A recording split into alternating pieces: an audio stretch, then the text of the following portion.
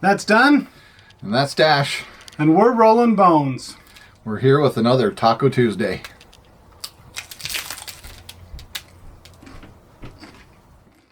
With mixing paints, I found I was very hesitant until I discovered the wet palette. So what the wet palette did for me is I was able to go from this very permanent one-time use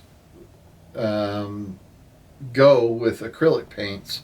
You know, acrylic paints, you get, let's say you use a dry palette of some kind, which my opinion, again, best dry palette for acrylics is a piece of tile.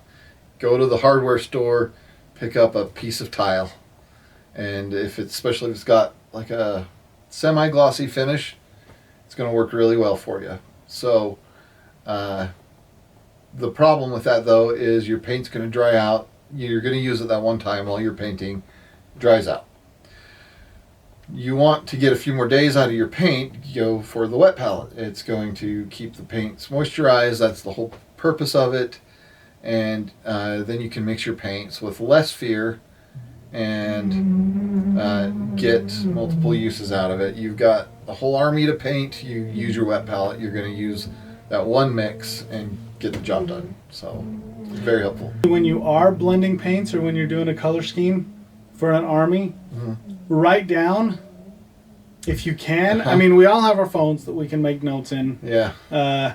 You know, they're part of us now. And if you can, write down like what you do, like the color you use, if you mix paints for it, so that you don't have to remember it, because you might paint your army now, but then, you know, a year or two later, some other stuff comes out for it, and you want to use that paint, or you want to match it with your other stuff. That way, you don't have to guess. I mean, I don't do this yet, but people have talked about that, like, and I can see the reason to it. I can see the point to it. Like, I would struggle with my Orlocks, I think, to paint them exactly the same, like the same stuff, because I know I did a few different things in there. But like my Space Marines, it doesn't matter because they're just the ultramarine blue, whatever, McCrag, and then the Dark Angel green as the colors for my Space Marines. So it's not like there's no mix there. There's no anything that like that. So much to learn about painting. Another thing I've learned about when it comes to trying to match color, especially if you're going to do it by eye. When you're first applying a paint, it almost always looks darker. And as it dries, it's going to lighten up a bit. So that's something with terrain that is a thing that happens a lot. Yeah. It lightens up a lot on me. But the wash always darkens it more than I expect. Yeah. Although, with that said, I prefer a really dark, pronounced wash. So do I. Something light. I like the dark wash. Like darkest wash you can have. Now, not necessarily a black wash with everything, because sometimes a black wash just makes it look dirty. But a dark wash in whatever color it is, because it's easier for me to lighten it up than it is to make it darker. And the contrast, it does more contrast there. And you want that contrast. The contrast is what makes or breaks some of your stuff. I think my latest wash I mixed for terrain. It's mostly black, mixed with a little bit of green and a little bit more brown than green. So it's those three. Yeah. So I have two washes that I do with my stuff that I got the recipe from Black Magic Craft. Yeah, that's the second one. So I have my black one. It's just the black ink, and then I have another one that's green and brown. I think it's just green and brown. And I think we're using the same recipe then. Yeah. More or less. Just so that it gives things a little more color in that way. And the other one, the black one, is just for... I mean, I use it a lot on my gray stuff, because a lot of my terrain ends up being gray. I need to go back and redo my dungeon tiles, speaking of that. Yeah, why? Not redo, but I want to do some more, because I needed more anyway, but... after watching, Black Magic Craft, I learned them from him, and just doing, showed how to do the stone ones and then the wood ones. And then, what's his name? Tabletop Witchcraft and a few others talk about just doing stone on one side, wood on the other side, and then you've got all the ones that you want there anyway. Yeah. And so I want to go back and redo mine that way. Okay. Yeah. With the, I might go back and try and do that to the ones that I already have, but but since I need more anyway, I want to do that with the others, and I want to make more of them, bigger ones too, because I just have the 3x3. I'd like to do some 6x6 and some 9x9. Not that I use dungeon tiles that often, because even when I'm playing RPG, I don't use those that much, but I have liked them, and I do want to do them. I need to go back through and do more dungeon stackers too, because those are actually super useful and lots of stuff. Yeah.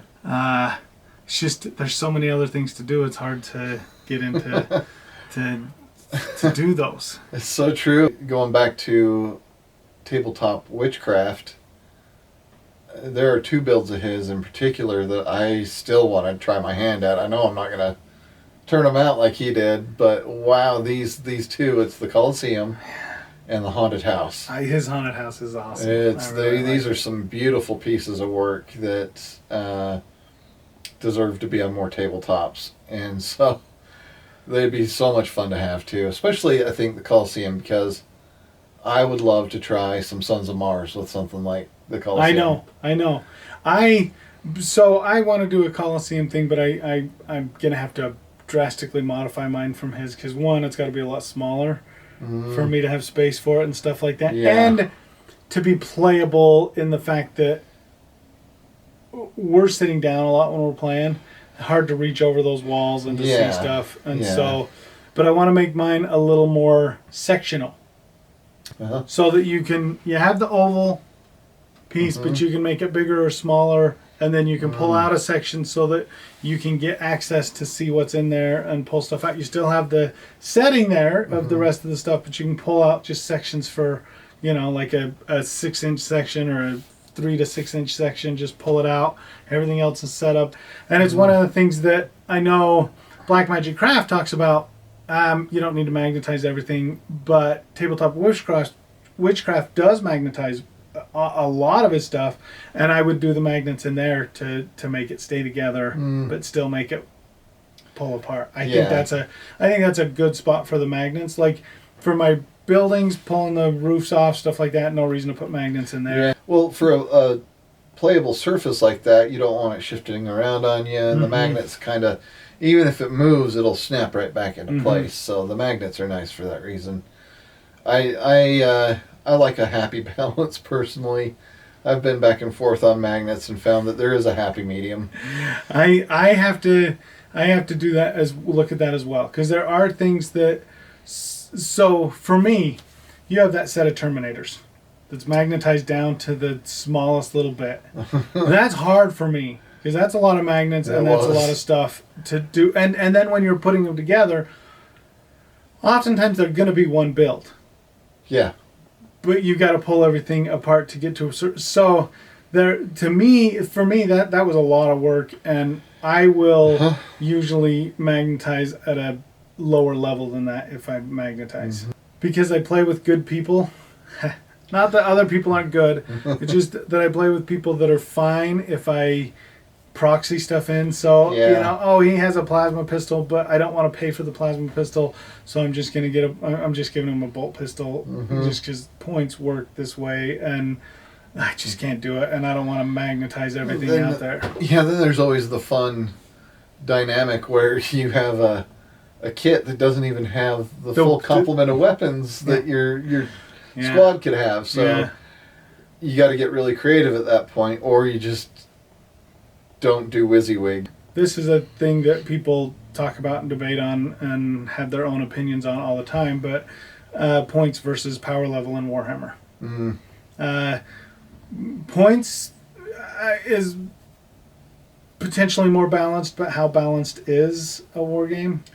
Yeah, I mean army to army, it's acknowledged they're not balanced. That's why you have first tier armies, and then and that's why tier. An army gets buffed up when it gets its codex. But I prefer power level because it's easier for me. And when I'm playing power level, I go WYSIWYG almost all the time. Mm-hmm. It just is better that way, and it that way I'm not like top tiering all of my stuff, like, you know, taking all of the max on there. If I go WYSIWYG, then it's that's how it is, and that's you know what's going on. I love playing Warhammer from a box. It's fun for me to take, you know, a box set and put those armies together and play them with the data sheets that come in the box and play the missions as they're set up. And I think I like that a lot because I'm a terrible list builder. And the list is built for me and I am just ready to go. Yeah. I was playing Tanner the other day. We were doing our campaign, our 40K campaign, and I won again. Six games in a row. Oh. Until we were adding up our stuff and realized that I won in a way I wasn't supposed to. I did 3 actions. It said after your movement phase, 1 unit can do that. 1 unit from your army can do this, and I did 3 of them in the one thing. It's funny. I hate when I get a win like that, and then I realize, I was doing that wrong. Yeah, that's the worst. Yeah, it's funny you mention that though, because it's always that little rule that you didn't think mattered that all of a sudden does matter. Yep. In a game. Yeah, I found that the more I know about my own rules, the better off I am, so I can avoid mistakes like that. But they're inevitable. It's going to happen. It happens. We hope you enjoyed this video. And again, if there's any questions or comments, put them down below, and we will answer those. Or again, if there's any questions or comments, put them down below, and we will respond to those. And thanks for tuning in. Yep. Thanks for watching.